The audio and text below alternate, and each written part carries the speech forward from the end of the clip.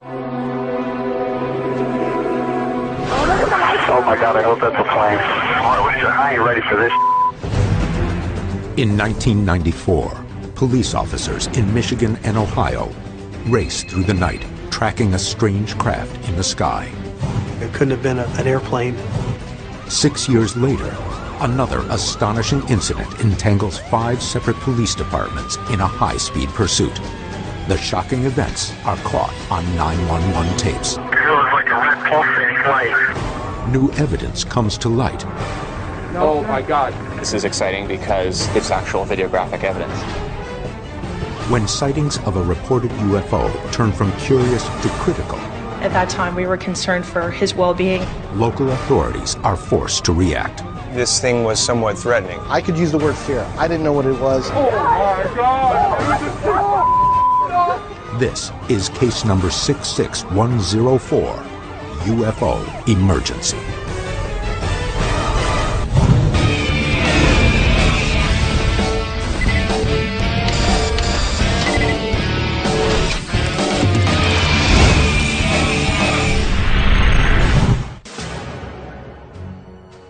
I don't know what I was looking at that time. It just, my defense mechanism was to go for my handgun initially. December 14th, 1994, an unusually warm night in Trumbull County, Ohio. Around midnight, while most of the town sleeps, a Liberty police sergeant takes a call from a local 911 dispatcher. She's receiving reports of huge lights hovering in the sky. These are actual police recordings from that night. Sir, I have another report, but also we've been advised by callers there's a blue-green object hovering, no noise. It was in the area. This is just in now. That night, multiple police departments, Liberty Township, Brookfield, and Howland all report pursuing an unidentified flying object. The officer from Liberty Township suggests he is unprepared for what he is about to witness. Wait a minute. What? Oh my God, I hope that's a plane. Oh, please be a plane. Oh, please. I ain't ready for this. To this day, none of the officers who witnessed it can identify it. This is a great first responder 911 case of a multiple sighting by credible police officers. This case is actually warming up. It's developing. We've got numerous 911 calls, which we have audio tapes of. So we're breaking new ground here. We're getting new information that no one else knows about. This means we're on the cutting edge.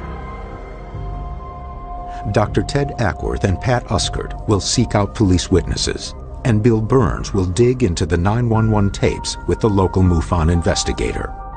We're about to talk to Erin Clark, the Cleveland Ufology Project investigator for the Trumbull County, Ohio case. Well, it was around midnight or so, and they were getting a lot of phone calls from residents who were scared. There was this object hovering just over the tree line. It was very intensely bright. They sent out some police cruisers to take a look at it. The first one that really saw it really well was Sergeant Bolero. See some light. It's a large object, whatever it is. It was like a red pulsating light. The radio was advised to be blue and green. I saw it was red. It was a pulsating light, but it was real big. The dispatch operator was actually getting information from the officers, but then also calling the airbase and calling the FAA tower. We've contacted the FAA administration, and one, they've advised nothing on the radar scope within a 60-mile radius. We are continually getting calls on this, So what's fascinating about the tape is you've got this discrepancy between the 911 operator, who's kind of dismissing it, and the police officers, especially Toby Malaro, who's saying, no, this is real. This is absolutely real. This thing, whatever it was, lit up. I mean, literally lit up. You could stand, if you were underneath it, you could see it was like daylight. I don't know. If it was a UFO, it's logged, you know. But, I mean, you saw it. She was trying to find some kind of logical explanation for it. And obviously what he saw was something that he couldn't describe. He's never seen anything like it before. Both of the key witnesses heard on the tape Sergeant Toby Malaro and the dispatcher, Roy Ann Rudolph, are willing to step forward. Ted and Pat hope to get a clearer picture of exactly what happened that night.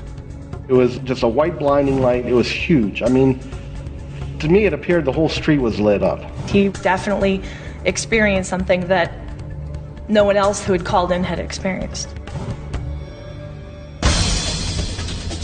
We're about to speak with Sergeant Toby Malaro.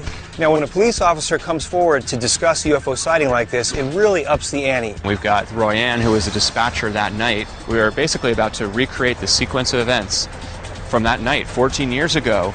Well, I'd like to know, Toby, what were the first calls? What were the first reports coming in? Lights in the sky. It wasn't unusual to see lights in the sky. Sergeant Malaro is at the corner of Trumbull and Belmont when he receives the call from dispatch. He heads north approximately 3 miles to Sampson Drive, where the sightings are being reported. I am somewhat of a skeptical, and I'm saying this is a plane, this is, you know, I'm not going to find anything, I'm going to see a plane off in the distance. I cruise down here, and my car just shuts off. I'm completely off. Over the tree lines over here, I get out of the car because a light hits my car. I'm going, what the hell? Sergeant Malaro believes the object he sees is huge. He estimates it may be almost 100 yards across. But what could be capable of immobilizing a fully functioning police vehicle? Sergeant Malaro sees an object that hovers 60 to 80 feet above his car. That's what's so fascinating, because that object would blot out the sky were he looking up. I get out of my car, exit my vehicle. When I got out, it was like being in broad daylight. It just was real intense, no sound, no nothing. It's hard to describe the object at this point because it was blinding. I could tell that it may have been cylindrical in nature or round, somewhat round, but I saw red. There were some round lights, red lights. So you're looking up at a blinding light. Yes. It's totally silent. Yes. And it's got a weird shape, a cylindrical shape. Yes. What's going through your head at this moment? I've never seen anything like that. Malaro's car is still out of commission, and his radio is also not operational. He is unable to call the dispatcher and ask for backup. The officer is completely alone. Obviously, my training gives me a defensive position. My hand goes to my gun. I'm saying, what am I going to shoot this object? I'm not going to shoot it. So to go into a defensive position means that this thing was somewhat threatening. I could use the word fear. I didn't know what it was. The dispatcher finally reestablishes radio contact with the officer after several minutes. Officer Malaro remembers it differently. It only was a matter of seconds. They were telling me that I was off the air for a good 4 minutes when this happened.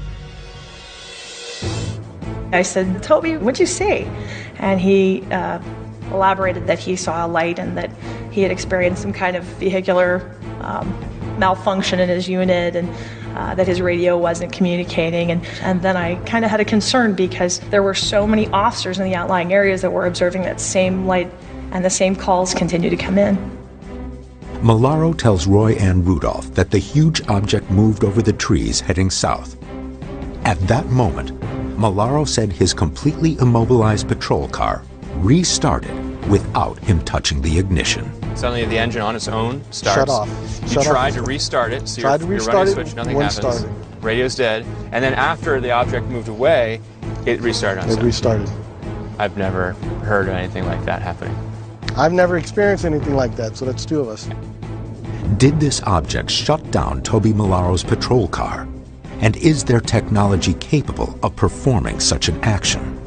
I don't know, and maybe we do have planes that are able to shut down your vehicles and do things mechanically with your cars. That I don't know, but that's what this object did. Do you feel at all like it was some sort of act that the object took on you to shut it down, or do you feel more like it was just an effect that you were within a radius? I think it was more like I came into an area that was affected somehow by whatever that affected the vehicle, and as that light moved off, that's why my car started. With power to his vehicle now restored, Malaro gets in his patrol car and rejoins the pursuit with the other officers. I got back on the radio and told Roy Ann what I was seeing. She's saying, yeah, we're getting a lot of reports about this light. A lot of people are calling in about this light. At the same time, as I'm pursuing it, I'm having Royanne call the airport to see if they have anything on radar. I called up, and I swear to you, he goes, I don't have anything in the 16-mile radius of Youngstown. He goes, I'm looking at the radar right now. Well, this thing wasn't more than about 50 feet off the ground. This thing wasn't making no noise. After the FAA at Youngstown Airport denies seeing anything on their radar, Rudolph calls the Youngstown Air Force Reserve Base. She is told they have no planes in the area and see nothing. I contacted the tower twice. When they said, no, there's absolutely nothing in airspace, that's when I think I felt a tinge of alarm, because so many people were seeing this, so many people were experiencing this. There was something there. And too many people that I know to be credible were observing something. What did you really think it was? I don't know. Whatever it is, it's big. The encounter leaves the police officer shaken and dumbfounded by the huge aerial craft, one that the FAA claims doesn't exist. I pulled in a parking lot. I had to gear down a little bit because I didn't know what I just saw, what I didn't see. I start questioning myself, going, what was that? But one additional witness comes to the forefront. Royanne Rudolph, concerned for the officers in the field, decides she has to see the object for herself. Not only was she fielding calls from panicked citizens and in constant communication with Sergeant Malaro, but she also admitted to us something that she's never told anyone else before, that she actually left the station, went out, and saw this object herself. I did accompany an officer from a local municipality to see what he had been seeing. I can't say it enough. It was a unique experience. I couldn't tell you what I was looking at. It sat very still, and then all at once made a very erratic jutting movement off, and that was the last I saw. Royanne admitted that she saw the 100-yard light that was slowly floating across the sky over Toby Malaro's car that stopped Toby Malaro's engine. She admitted she was a witness. Here we have, to me, what appears to be a totally credible police officer, and it is clear to me that something really happened to him that night. I mean, you can just feel it. It had a great impact on him. What is it that Sergeant Malaro, Royanne Rudolph, and numerous police officers in Trumbull County saw that night? Is this area a UFO hotspot? Another case from Ohio's past, one of Project Blue Book's top unknown cases, may point to a history of cover-up. And a shocking new video may provide a glimpse of the strange objects Sergeant Malaro and other officers are seeing. Oh my God! Nothing I know would accelerate that fast, and that I found pretty outstanding. The team is investigating an alleged UFO seen in December 1994 in Trumbull County, Ohio, that might have disabled a police officer's car. But this is not the first time that Ohio police have pursued strange lights. In 1966, multiple police units from Portage County, Ohio, chased an unidentified object 85 miles into Pennsylvania before it vanished into the sky. In 1957, police in Levelland, Texas received 15 separate calls describing a bizarre egg-shaped object that disables their vehicle as it flies over. The Trumbull County investigation has uncovered a witness who claims to have had a similar encounter with a flying object on the roads of Ohio. The case is part of Project Blue Book, the U.S. government investigation of UFO incidents. Could there be a clue to the present sightings in Trumbull County buried in Ohio's past? We're about to meet with Tom O'Connor, Navy veteran, who had one of the most incredible close encounter sightings in the history of ufology. I was headed west toward Chicago when I happened to notice a bright globe in the sky, and I pulled off and on the side of the road and stopped. Was it larger than a commercial airliner? I would say you're getting somewhere around the size of a 747. After observing the craft for a few moments, O'Connor claims an intense light beam illuminates downward, in similar fashion to Toby Malaro's sighting 28 years later. I started getting a little frightened. You know, I wonder, what is this? O'Connor seeks shelter underneath his truck. From there, he watches the object move across the cornfield and settle directly above his vehicle. As it went over top of the trailer started shaking. You know, just shaking a little bit. It was really frightening underneath there. And then it went, it was gone. Tom's description of the craft's acceleration seems to mirror Roy Ann Rudolph's. Both Tom and Toby Malaro describe a craft with bright beams of light, and both claim their vehicles were disabled by whatever passed overhead. Did all three see the same object 28 years apart? 6 years after Toby Malaro's sighting, it happened again. On January 5th, 2000, the early morning calm of southern Illinois is suddenly shaken. Just before 4 a.m., witnesses report unusual lights in the sky over Highland, Illinois. Here is the actual exchange between a 911 operator and the police. Well, we just received a call from Highland PD. She said there was a flying object in the area of Lebanon. It was like a two-story house. Leslie, could you check the area? Just a quick question. If I have to find it, what am I supposed to do with it? If I see it, I'm not saying a word. The Highland Police Department isn't alone in the sightings. 4 additional police stations report seeing an object: Lebanon, Shiloh, Dupo, and finally, Millstadt. Be advised, there's a very bright white light east of town, and it keeps changing colors. It doesn't look like an aircraft, though. The investigation has uncovered a new witness who videotaped the January 2000 event in Millstadt. Well, we've got 5 police officers, 5 different towns, 5 different police departments, all agreeing that they saw something that they couldn't identify. We've now also learned we have Nancy, we have another civilian on the front end. We've realized that this case now spans over the course of an entire night, basically from after sunset through sunrise. I mean, to me, it seems to be one of the most credible, well-documented cases that I've seen. When your video analysis shows us what's there or not there, we'll know a lot more than we know now. And I think that as the investigation proceeds, we're going to be in for some big, big surprises. To locate this never-before-seen video, Bill meets with investigator Dave Marler from the Mutual UFO Network, who studied the Millstadt case for years.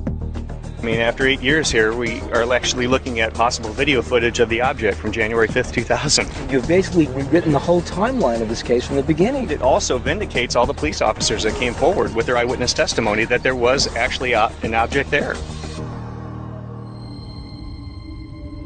The original timeline began just before 4 a.m. on January 5th, 2000.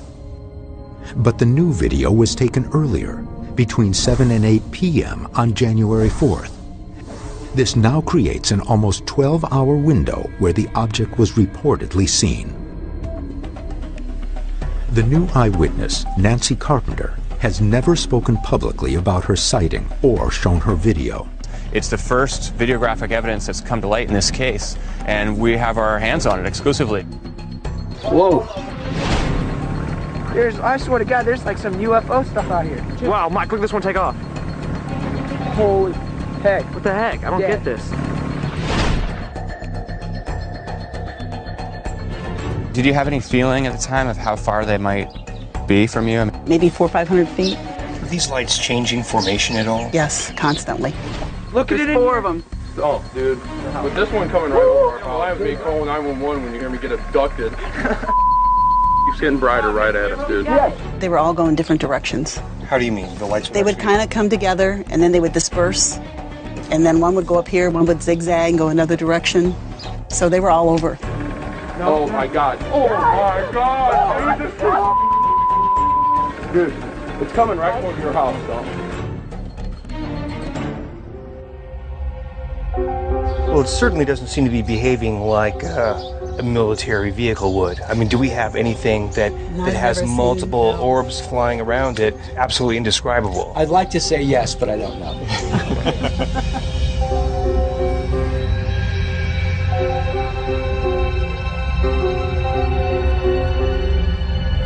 Unless it's a sortie of multiple craft that from the distance, you know, appears unusual. But we have to look at the video closer.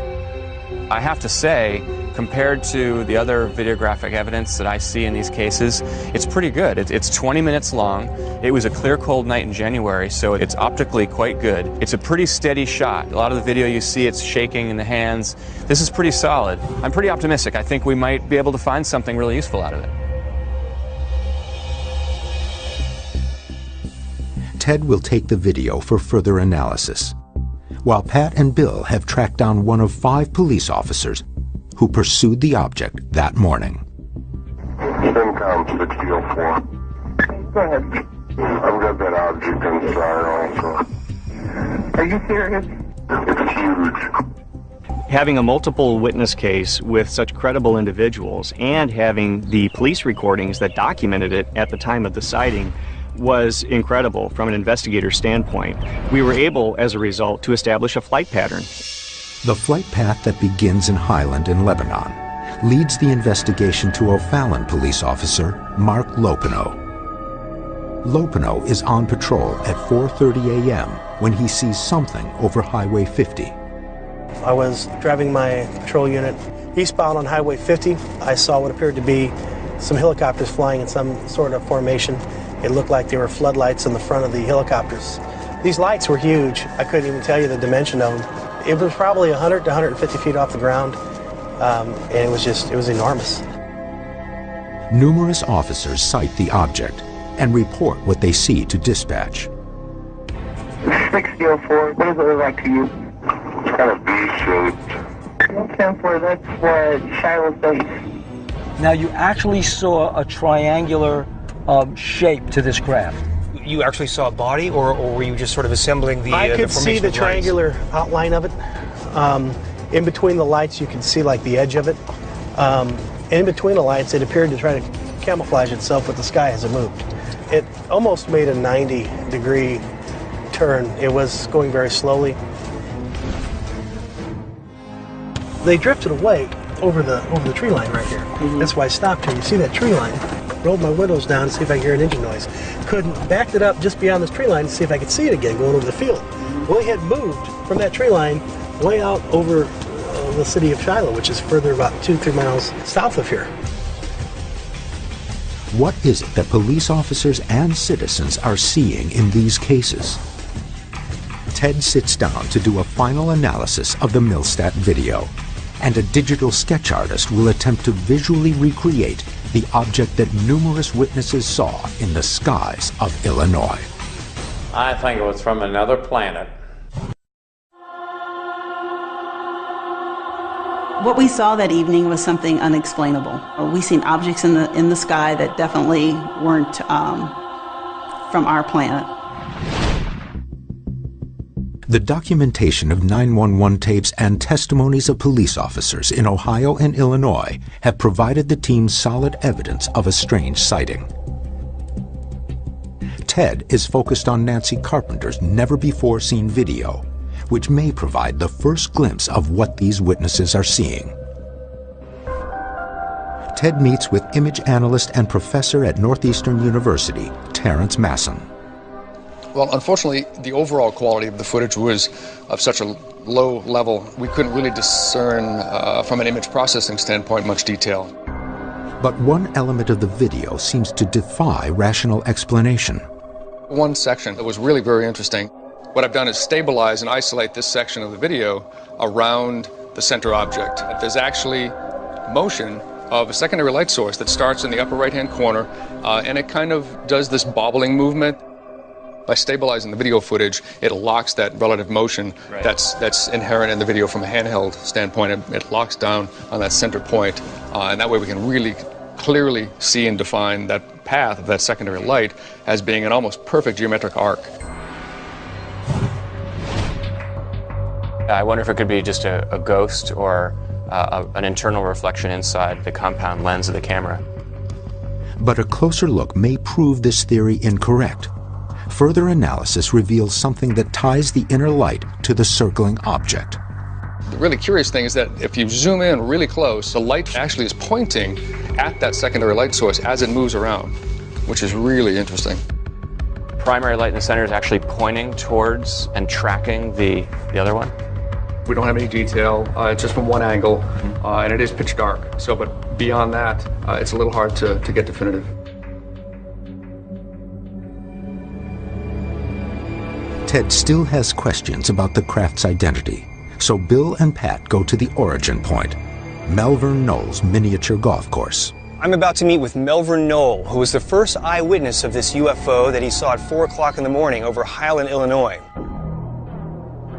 So Melvern, can you show us where the light was in the sky that you saw that night? Right up in the northeast corner, a real tall light coming out of the sky. I mean, it was bright. Then it got right in line with me here, and it seemed like it just about stopped. That's when it scared me. I didn't know, run, get in my truck and get out of here. Then it just took off real slow. Alarmed, Melvern proceeds to the Highland Police Department to report the object. The dispatcher was on duty.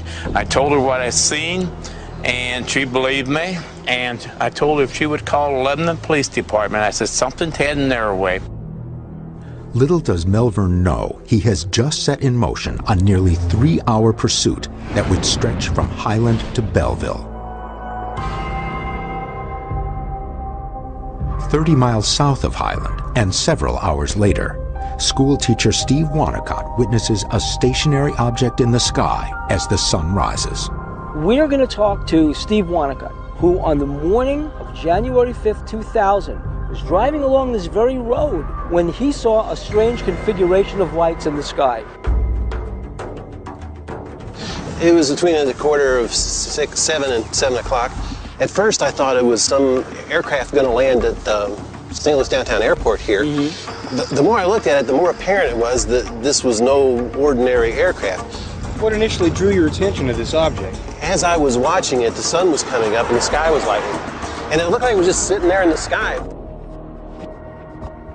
With Steve and Melvern possibly seeing the same object, Ted has brought in CGI artist John Bavaresco to interview them individually and see if their descriptions have a common link.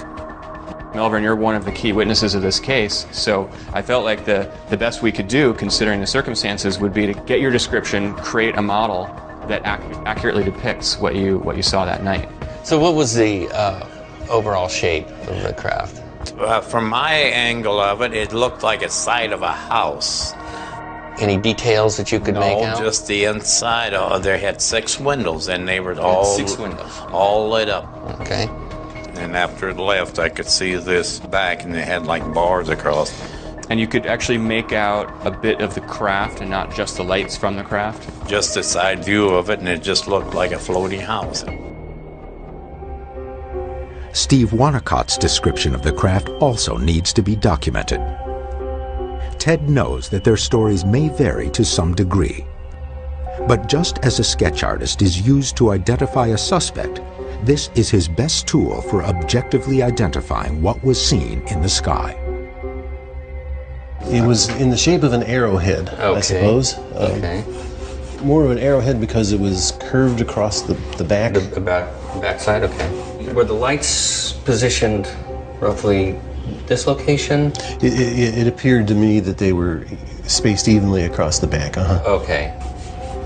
As I observed it, the sun was coming up behind me, and it became more and more clear. It was kind of a metallic finish, kind of dull, not shiny. The more I looked at it, the more it seemed different from anything I had seen. As far as I know, I don't think we have anything that would even come close to what they were doing. I kind of dismissed it as like, well, I'm not really seeing what I saw. There's a logical explanation for it. I think it was from another planet. Did these witnesses see something terrestrial or extraterrestrial? John creates 2 computer animations of the craft based on the interviews. The only way to know if the sketches are accurate is to show the finished version to eyewitnesses for verification. This is the final render. Oh wow, that's it. That's what I saw. Yeah. What do you think, Melvin? And that's what I've seen. And you've never seen anything like that before or since? I haven't. With both Steve and Melvern confirming their separate renderings, there are clearly discrepancies in what they saw. Based on the conversations with Steve Wanacott, I came up with a 3D version of what I believe he saw. Melvern saw something rather different. There are some discrepancies in their descriptions, but that could be explainable through the different viewing conditions, the time of night and the distance. The two objects do share some important characteristics, such as brightly lit windows and lights on the bottom of the craft. I tend to think it was perhaps more of the form that Steve Wanacott saw, as opposed to what Melvern saw. Strictly because at night it's very easy to mistake geometric forms. There does seem to be a fair amount of overlap between the objects described, which does lead me to believe that Steve and Melvern could have been seeing the same object. With multiple police officer accounts, digital recreations from eyewitness testimony, and newly discovered video, the team is closer than ever to the truth behind these mysteries. But one final case may prove to be the one that started this wave of modern police sightings. Oh my God, what is that?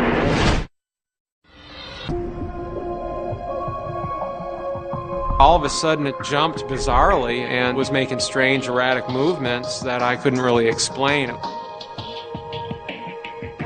The sightings in Trumbull County, Ohio and southern Illinois have led the investigation to Holland, Michigan, and the case that may have sparked these recent police sightings. The Holland case takes place 9 months before Trumbull County. Is this where it all began? Okay, what do you have there, sir? There were at least 4 lights, and they were all flashing, and they were blinking back and forth. And there's no way, I mean, a plane's not that wide. March 8th, 1994, Holland, Michigan, 9:30 p.m. Residents gather outdoors to gaze at the aurora borealis, or northern lights. As the well-known phenomenon appears in the northern skies, an altogether different series of lights to the south captures their attention. A Holland police officer also sees the strange lights, but is unable to identify just what they are. He asks the dispatcher to contact the National Weather Service to see if they have the objects on radar. I can't even explain how fast they were going. It was like they'd be here 1 minute and the next minute they were over here. And within 2, maybe 3 minutes, it took off. Whether or not we'll ever find out what it actually was, I don't know. We're here at Cindy Pravda's house. She is one of the eyewitnesses that saw the lights that occurred back in 1994, and we're here to get a first-hand account. This is where I was when I saw the UFOs. I was on the phone talking to a friend of mine. They were over the tree line. There was 4 of them. They're huge lights. It dawned on me that UFOs in my backyard. We're talking about points of light? A ball of light. Did you see any sort of craft connecting these lights? No, I did not. And I never thought that it was one spaceship. I always automatically thought that it was 4 different UFOs.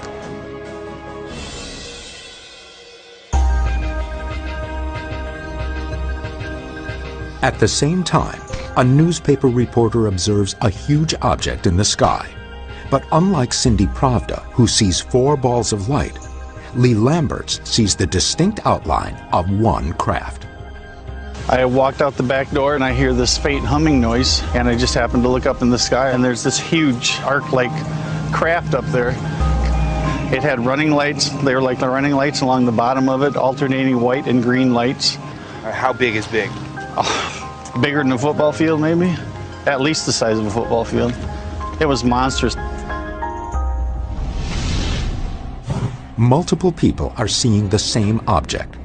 The large size is consistent with the stories from Trumbull County and southern Illinois.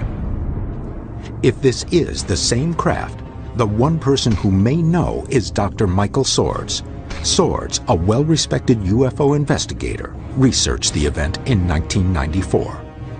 What I hope to do with Dr. Swords here today is to get his help to try to establish in geographic position and time the correlations between the different data. I want to see on the radar traces the same times and locations that we're getting 911 calls. Yeah, this is the National Weather Service in Muskegon. I was calling to make sure that the person that called me was really a sheriff from out of a county and not a Hope. He was one of our dispatchers. So what really is going on? We got a report of 3 to 4 lights going at a high rate of speed up and down and all over the sky.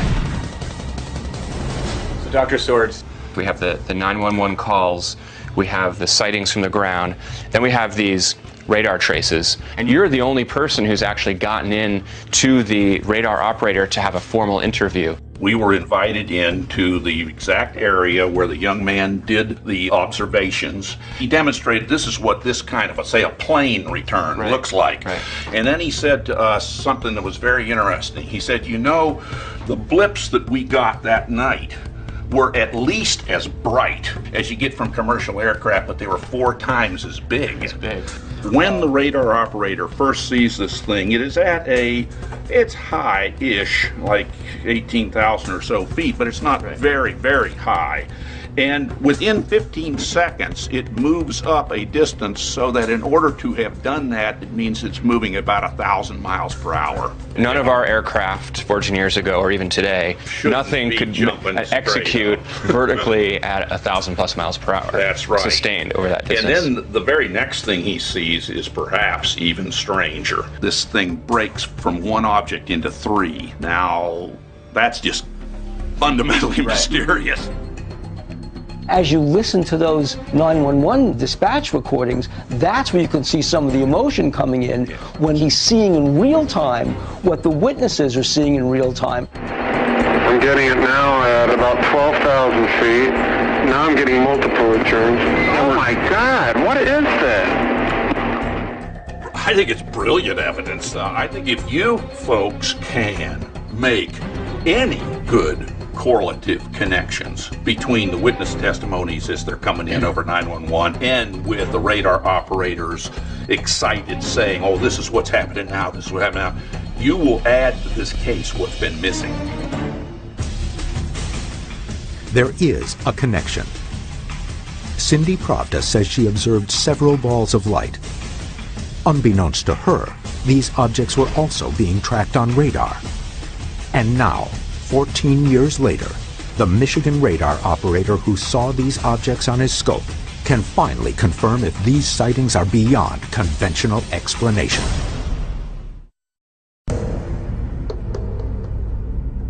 The investigation of emergency responses to alleged UFO events throughout the Midwest has led to Holland, Michigan, 32 miles southwest of Grand Rapids.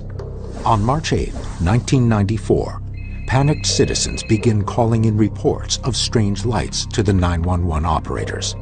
Holland police pursue and locate the object and ask for confirmation from local radar. Bill has tracked down the radar operator heard on the 911 tapes. On that night, he is working in the area's official National Weather Service radar tower in Muskegon. For the first time on camera, the radar operator comes forward to help revisit the case. His name is Jack Bouchon. Jack, can you walk us through what happened that night? Well, first of all, it was a very cold, clear night. The dispatcher told me that the officer was in Holland, but he was kind of chasing the lights. I was just taking my radar and going back and forth like this, looking for something. And finally, at about 15,000 feet, I picked up something. It's this highly reflective object down there in South Haven. Bouchon can be heard on the 911 tapes conversing with the dispatcher. An officer in the Holland City just sent me a message. He says, you know, can we identify anything further? He says, it looks like 3 to 4 of them. They're just popping up all over the place. These are huge returns. I've never seen anything like this. The thing is before I could even get the sentence out, it had actually changed positions. You said, I've never seen things do this like this before. No, it was very bizarre.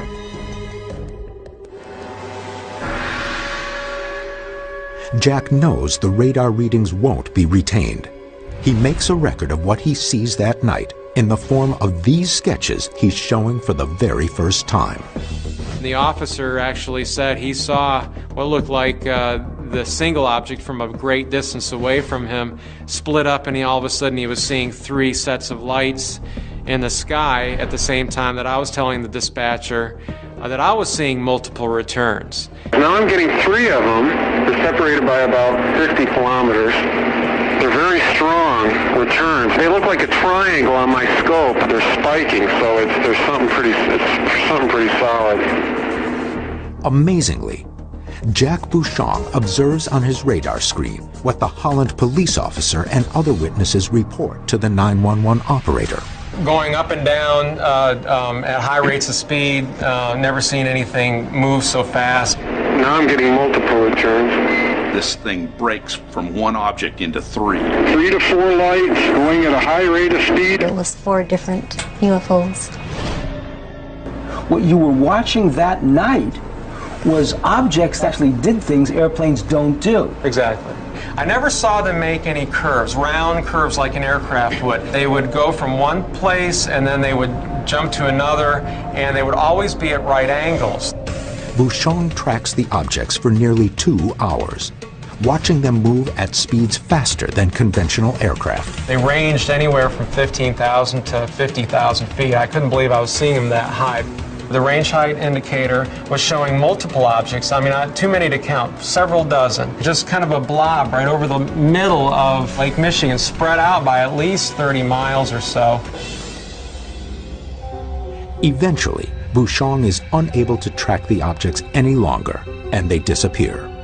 The alleged Holland UFO is never fully explained by authorities. If the FAA in Chicago observed these objects, they never acknowledge it. In fact, according to the FAA, it's not even possible to verify. As Jack Bouchon knew when he created his charts, the FAA destroys its records every 6 months. So I did see something, and I've never seen anything like that before. 14 years after the event, Bouchon is unwavering. What he monitored on the radar were not aircraft, nor could the anomalies be attributed to weather conditions. We've got the radar data corroborating with the eyewitnesses on the ground with the 911 calls. We have 2 totally independent sources of information that are corroborating it. And here's what's so exciting. Professor Sword's interview with Jack Bouchon and our interview with Jack Bouchon completely mesh. The story hasn't changed in 14 years.